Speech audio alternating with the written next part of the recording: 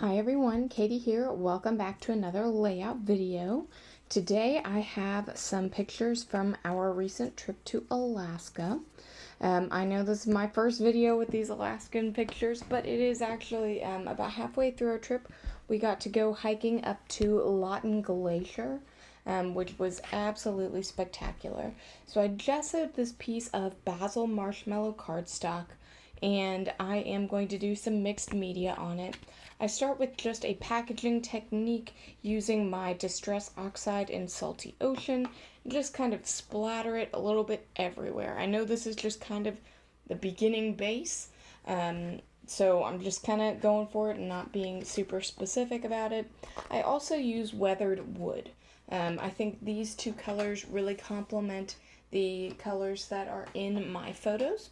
And I want them to be on my layout. Now I do add some extra water and I use my little towel to kind of swirl it around on the cardstock. I think this just kind of creates a kind of different effect, kind of blended effect. And really, while it was not planned, I just kind of liked how it turned out. So I went with it. After that, I got one of my stencils. I believe this is a Vicky Bouton. I want to say it's from Fernwood, but I might be wrong about that. I've gotten a pretty significant stencil collection lately, but I know I'm using a Vicky Bouton paste here in Blueberry Sour. It is a lot that I'm doing. I also wanted it to be a little bit sparkly, so I add some of my Cosmic Shimmer Pixie Sparkle highlights in Frozen Pearl. These are just kind of a little extra sparkle that you can add to things. I'm going to be honest, they don't really mix very well with the paste. I thought it would make it, just a little bit sparkly. It does extremely minimally. Later, I'm going to put the Cosmic Shimmer on top of the wet mixed media, and that goes on much better. So I do a positive and negative stencil impression here. So I've really got 4 stencil impressions, one positive, one negative, at the top and bottom of my layout, and then I add some sparkle using that Cosmic Shimmer. It will adhere just on the wet paper, and it works out pretty well. So I let that dry, and then I grab a piece of the cardstock from the Vicky Bouton. I want to say this one was Sweet Rush, and it was from the project pad. Now I love the project pads because they have their, solids are not actually solid. You can see this right here. It's a beautiful, blue turquoise color, but it looks like it's been done in some kind of mixed media. Now it is just, a piece of cardstock. It wasn't actually done. I didn't do anything to it, but I think it works out nicely to go with my Glacier photos here. So I trimmed that down, and I really, really hate to do it, but I do have to trim down my photos a fair bit to make them fit, just because I'm using a scrap of paper. I could have gotten a new piece of paper. I didn't have one exactly like this. I wanted to use this, so had to take some time to trim it down. Now you can kind of see in my photos, these are actually 4 small photos. I printed 2 on a 4x6 page, and it almost looks like a large pile of dirty ice, because that's kind of what it is. But it was still really cool. I had never seen a glacier in person before, and that's kind of why we went to Alaska, was to see those. And it was really awesome, hiking up. You could tell as we were hiking to the glacier that we were currently hiking where there had been glacier previously, and you could very much see that in the landscape around you. And you could notice that, the closer you got to the glacier, the fewer trees there were. There weren't trees by the glacier because a lot of that area had recently been under ice for an extremely long time. And just watching the landscape change like that as we were hiking up, it was super, super cool. We were also able to see just a little bit of calving where the glacier kind of breaks apart right in front of you. And we saw a fair bit of like rock movement and sliding. Now, we did not get up super, super close just because obviously that wouldn't be safe, but it was still an extremely interesting experience. We really enjoyed it.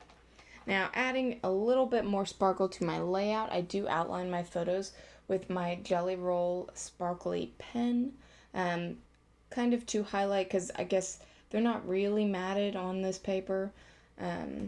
They are get above the mixed media, but then not on the paper, so I wanted them to stand out just a little bit.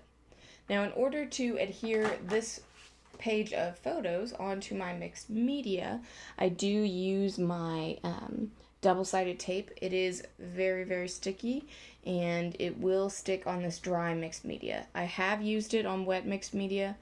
I don't recommend that. Be patient. Wait for it to dry. That is where you'll find the most success.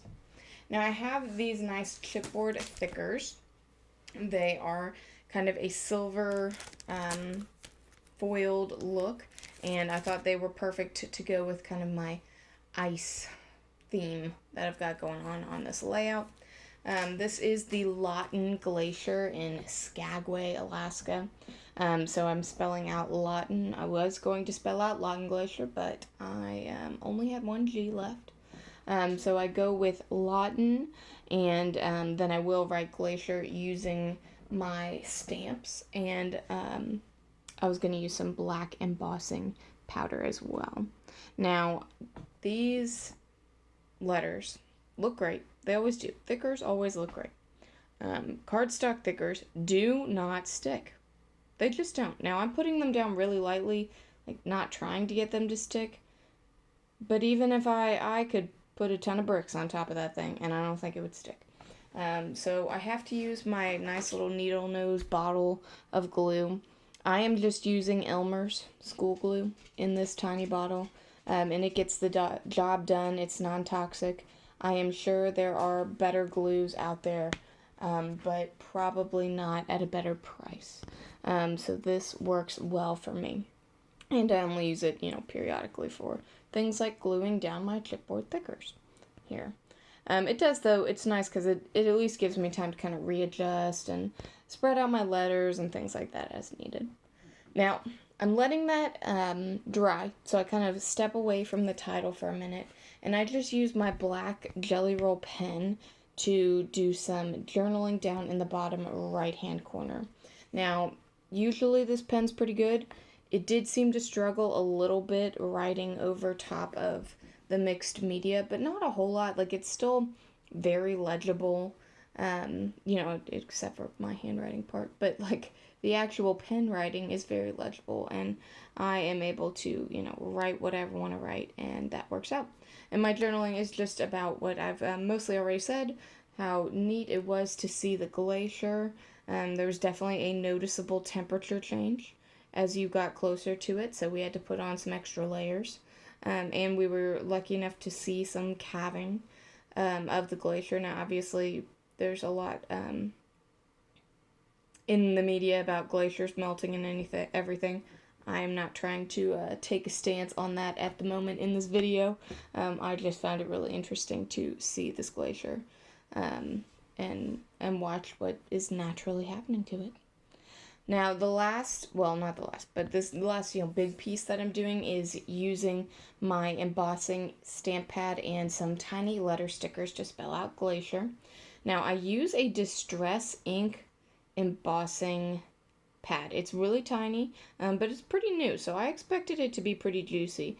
I must say, I've been, extremely disappointed with this ink pad.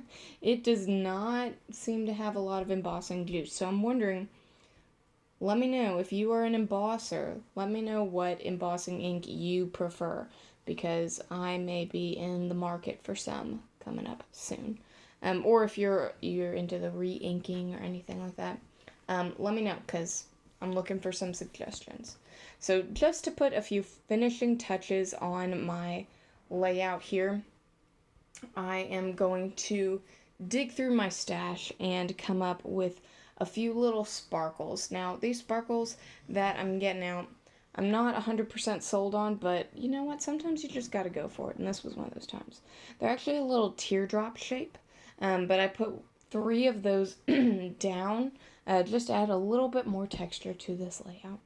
So that will do it here. Thank you so much for watching, and I'll see you next time. Bye.